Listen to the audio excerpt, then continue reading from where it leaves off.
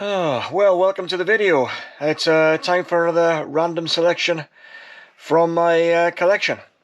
So, here we go. 8 records. 8 records. Here we go. In no particular order. Maybe this time I'll pick some that I've actually listened to. Oh, God almighty. Excuse me. I shouldn't say that. Oh, dear. That's not a good start. This one here. Oh dear. Let's just get rid of these. These are just really bad choices.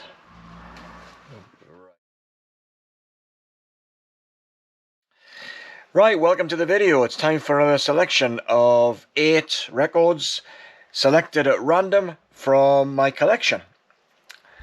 So here we go. Try not to look.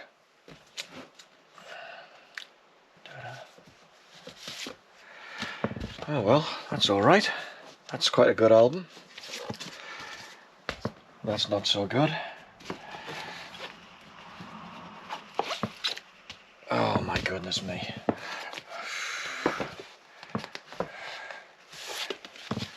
Alright, okay.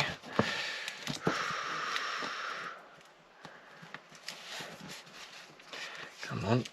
There we go.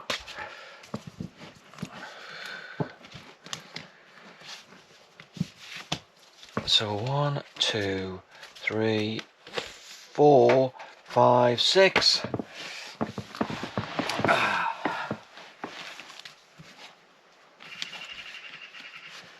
7. And let's try another one. Where are we? Where are we? 8. Oh, okay. Okay, here we go. Right. Cheers. 8 records at random. I've had a look. They're not the best. Never mind. Anyway, first one is the Pet Shop Boys. And Please. Now, the Pet Shop Boys, I bought the 10-inch single of West End Girls when it first came out, and I kind of half followed them for the rest of their career. This has got West End Girls on it. Opportunities. Let's make lots of money. Suburbia is great as well. Why Don't We Live Together? Yeah, that's a good album actually. It's a really good album. For some reason I don't kind of listen to them very often these days, but every time I come across something on YouTube or it's playing at random, I just think, well, why don't I listen to them a little bit more? But yeah, great band. Neil Tennant, great singer, songwriter. Really like them. The second one today is Junk Culture from Orchestral Maneuvers in the Dark. What have we got here? Tesla Girls, Locomotion, Apollo Hard Day, all wrapped up. I don't know this album much at all. I did see them on when they were supporting, I think, Gary Newman's Two-Way Army at Newcastle City Hall way back when, and they were what's his name again? This is terrible. I should really know. Here we go. And Andy Mccluskey. He played bass, doesn't he? Yeah, he plays bass guitar, and he was dancing around because I think anybody who knows them, he's got good dance moves with his bass guitar. But behind them they had a reel-to-reel tape recorder. So it was, I guess, before those days when maybe they were tempted to have a band on stage with them. Maybe they did, maybe they don't, but I've not really followed them, to be honest. This one is Private Parts and Pieces, 2 by Anthony Phillips,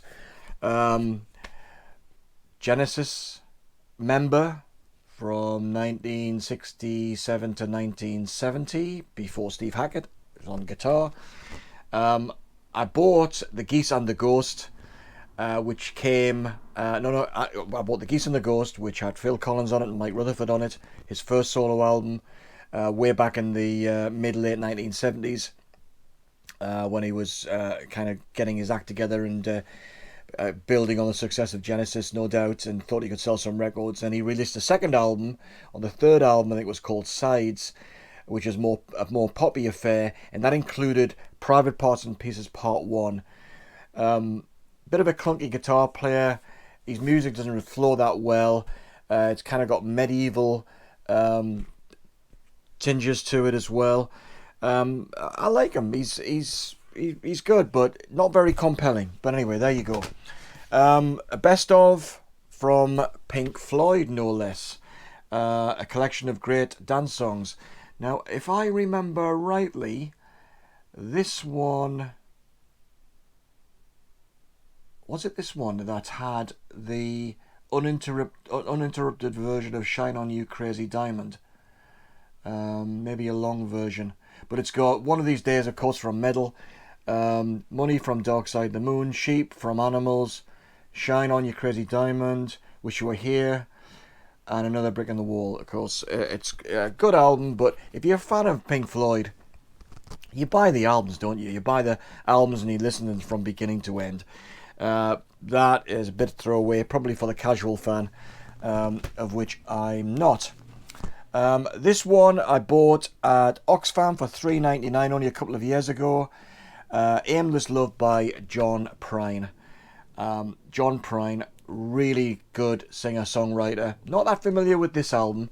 I like his early stuff. I kind of came into picking up on John Prine way late than his real fans. Probably in the 1990s.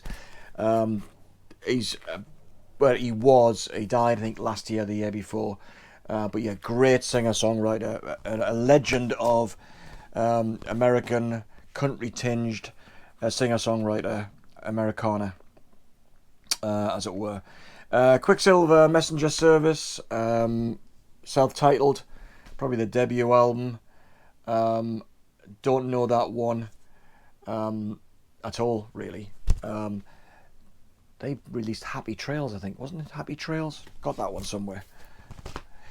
This one, Leon Redborn. Leon Redborn, if you're in the UK, you'll know that he became famous, semi-famous, because he did a TV advert for the rail system, British Rail. He's got a really languid style, kind of an old-fashioned...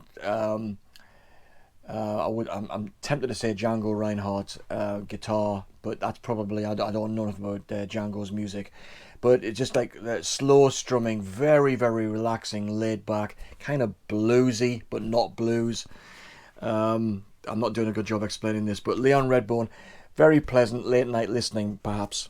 Quite a good album, but not something that I pick up that frequently. Now, an artist that I saw only once, and I kind of regret it. I was on the membership of Birmingham Symphony Hall, and I was, I can't remember whether I had a ticket or that I was on the, in the fast lane for getting a ticket to see, was it One Night, One Man and His Piano? I can't remember, but I saw him at Manchester City's Main Road Football Stadium. And then I almost saw him again on his last tour, but he died. And that is the magnificent Prince. I think I've got just about everything that he's released. In fact, I just bought on CD the deluxe version of the Sign of the Times, the 9 CD or 8 CD and 1 DVD set that just came last week. Love Prince. This is not an album I'm not familiar with because it's one of his later ones. He released a couple very close in quick succession. I'm going to do a rundown of best or worst on Prince albums, or at least the top 10 Prince albums from my point of view, because I'm very familiar with many of them. But yeah, that's Prince. You all know about Prince, but I can't tell you much about that album, unfortunately. So there you go. That's 8 more albums. Quite an eclectic selection there. Yeah, well, thanks for watching. Hope you found it interesting. Yeah, there you go. Thanks for watching. See you next time. Ta-da.